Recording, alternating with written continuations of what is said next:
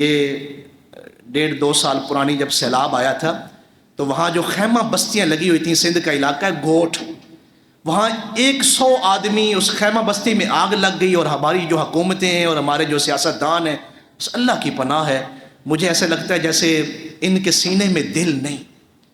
11 گھنٹے وہ آگ جلتی رہی ہے اور 100 کے قریب لوگ اس میں شہید ہوئے تھے. یہ سندھ کے علاقے میں گوٹھ میں. وہاں ایک ماں کی داستان بھی ہے، غریب ماں کی، جس کے پاس گھر نہیں تھا، سیلاب کی وجہ سے گھر بہہ گیا. وہ اس خیمہ بستی میں ہے. 11 گھنٹے تک وہ اپنے بچے کو آگ سے بچاتی رہی اور خود آگ میں جلتی رہی. جب اس کی روح پرواز ہوئی ہے پھر اس بچے کو آگ پہنچی ہے. گوڑے رخ دی چھاں نہیں لبدی، جنت ورگی تھاں نہیں لبدی.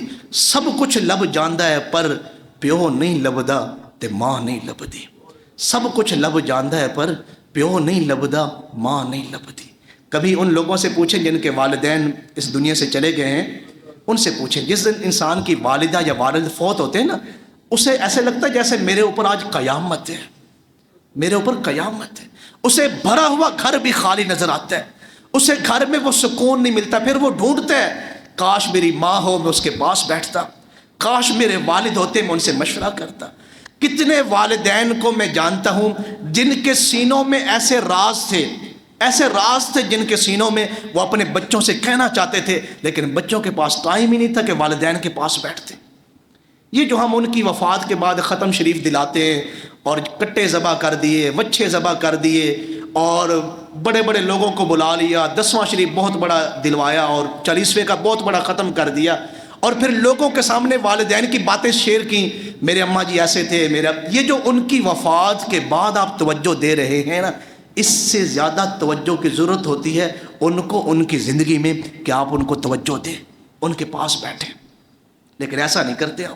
ہمارے پاس ٹائم ہی نہیں ہوتا ماں باپ کے پاس بیٹھنے کے لیے. ہزاروں اور لاکھوں ان کے دل میں باتیں ہوتی ہیں جو انہوں نے بچوں سے علیحدگی میں کہنی ہوتی ہیں، لیکن بچوں کے پاس ٹائم نہیں ہوتا کہ وہ والدین کے پاس بیٹھیں. ایک عظیم حدیث مبارکہ سنا کے گفتگو کو سمیٹ رہا ہوں. والدین کا مقام کیا ہے؟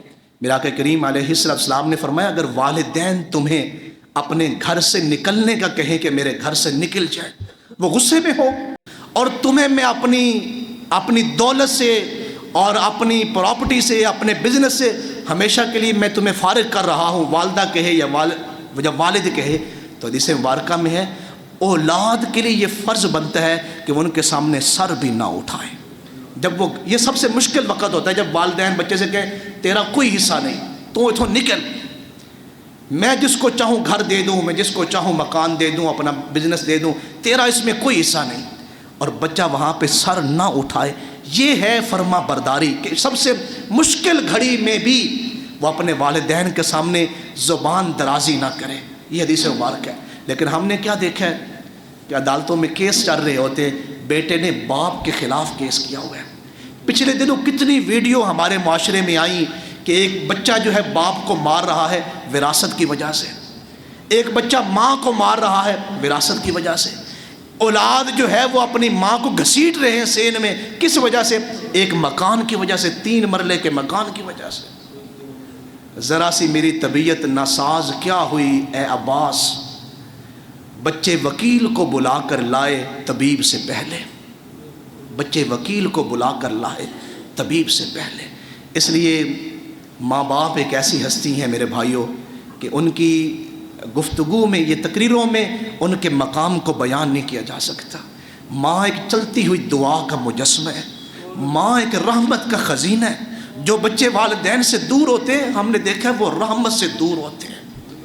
ماں باپ رحمت کا خزینہ ہے. ماں ایک رحمت کا سائبان ہے. گھر میں والدین موجود ہوں، حدیث مبارکہ میں اللہ ان گھروں کو روزانہ نظر رحمت سے دیکھتا ہے.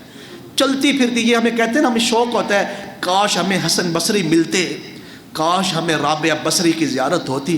میرے سامنے قرآن مجید ہے، اگر آپ کے گھر میں والدین موجود ہیں، اگر والد موجود ہے تو وہ حسن بصری ہیں، اگر والدہ ہیں تو وہ رابعہ بصری ہیں. اللہ اکثر ولی اگر اکٹھے ہو کے کسی کے حق میں دعا کرے نا، اللہ ان کی دعاؤں کو اتنی جلدی قبول نہیں فرماتا جتنا گناہ گار والدین کی دعاؤں کو اللہ قبول فرماتا ہے. تو یہ ہمارے لیے ایک بہت بڑا سرمایہ ہے. ہمیں اکثر یہ چیزیں دیکھنے کو ملتی ہیں، کبھی کسی مجلس میں جانا ہوتا ہے نا تو والدین کہتے ہیں کہ میرا بچہ نافرمان ہے، میرا بچہ مجھے یوں کہتا ہے، مجھے یوں کہتا ہے. جب وہ اپنی بیچاری شکایات لگا لیتے ہیں تو پھر کہتے ہیں میرے بچے نو نہ دسے ہو، اگر آپ اس کو بتائیں گے تو وہ ہمیں غصے ہوگا. والدین ڈرے ہوئے ہیں اولادوں سے، حالانکہ حکم یہ تھا کہ اولاد ڈر کے رہتی والدین سے کہ کہیں مجھ سے بے ادبی نہ ہو جائے اور میری ساری زندگی کی عبادتیں ضائع نہ ہو جائیں.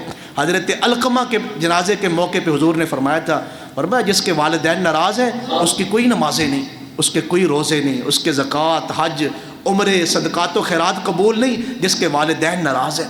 حضرت علقمہ کے پاس 3 شرف تھے. حضرت علقمہ صحابی رسول بھی تھے اور بدری صحابی تھے اور سابقون الاولون میں تھے. یہ 3 حضور کی امت میں یہ 3 بڑے اعزاز ہیں. صحابی رسول ہونا کوئی چھوٹی بات ہے، پھر بدری صحابی ہونا کہ جو لوگ بدر میں شریک ہوئے تھے اسلام کی پہلی جنگ میں، اللہ نے ان کی عام معافی کا اعلان کیا تھا کہ آج کے بعد ہم ان کی کسی بھی گناہ کے اوپر گرفت نہیں کریں گے. ان سے نہیں پوچھے گا کہ تم نے عمل کون سا کیا، ہم نے ان کو اس دن بخش دیا تھا جب یہ میرے محبوب کے ساتھ بدر میں شریک ہوئے تھے. بدری صحابی ہے. پھر سابقون الاولون میں ہیں جو پہلے اسلام لائے، ان کا ایک الگ مقام ہے. سورہ توبہ میں پوری آیت مبارکہ ان کی شان میں موجود ہے، والسابقون الاولون من المہاجرین والانصار. 3 عظمتیں ان کے پہلو میں تھیں. ماں ناراض تھی، آخری وقت کلمہ نصیب نہیں ہو رہا. حضور تشریف لائے ہیں تو حضور نے پوچھا ہے حضرت علقمہ سے کہ تیرے ماں باپ زندہ ہیں؟ تو کہا جی باپ تو کوئی نہیں، ماں زندہ ہے. تو فوراً پوچھا کہیں ناراض تو نہیں ہے تم سے وہ؟ اب صحابی رسول کی تہجد قضا نہیں ہو سکتی، نمازیں نہیں چھوٹ سکتی، اتنے بڑے شرف ان کے پاس ہیں. حضور نے یہ نہیں پوچھا کہ کون سا گناہ کیا ہے تم نے، فوراً پوچھا ہے ماں باپ زندہ ہے؟ فرمایا ماں زندہ ہے. بلایا جائے ماں کو. تو فرمایا جب ماں وہ بڑھاپے کی حالت میں سوٹی کے سہارے آئیں نا تو میرا آقا کریم علیہ السلام نے فرمایا اماں جی آپ علقمہ سے راضی ہیں کہ ناراض ہیں؟ فرمایا میں ناراض ہوں، انہوں نے میرا بڑا دل دکھایا. تو حضور نے فرمایا معاف کر دے. کہا جی میں تو نہیں معاف کرتی، انہوں نے مجھے ستایا اتنا ہے، میں کیسے معاف کروں؟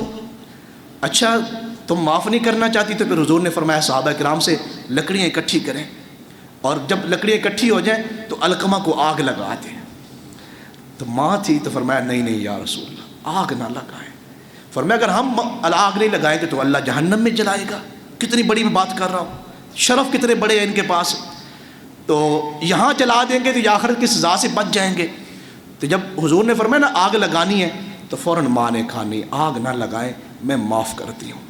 آپ حدیث کی کتابیں اٹھا کے دیکھیں، جب حضرت علقمہ کی زبان پہ تھے نا، حضرت علقمہ کی والدہ کی زبان پر تھا میں معاف کرتی ہوں، ادھر معافی کے لفظ ان کے ہونٹوں پہ ہیں، ادھر حضرت علقمہ کی زبان پہ کلمہ جاری ہو رہا ہے. کبھی بھی ان ہستیوں کو معمولی نہ سمجھیں. میں آخری حدیث مبارکہ ہے، میرا آقا کریم علیہ السلام نے فرمایا کہ جتنے بھی دنیا میں گناہ ہیں نا اللہ بعض گناہوں کو معاف کر دیتا ہے، بعض گناہوں کی سزائیں اللہ مؤخر کر دیتا ہے، قیامت والے دن اس کی سزا اسے ملے گی. والدین کی نافرمانی کا گناہ ایسا ہے جسے اللہ معاف بھی نہیں کرتا، اللہ مؤخر بھی نہیں کرتا. اس بندے کو اس وقت تک موت نہیں آ سکتی جب تک اس والدین کی نافرمانی کی سزا نہ بھگت لے. اس لیے اگر والدین حیات ہیں اللہ کا شکر ادا کریں، ان کی خدمت کریں. اللہ ہمیں عمل کی توفیق نصیب فرمائے.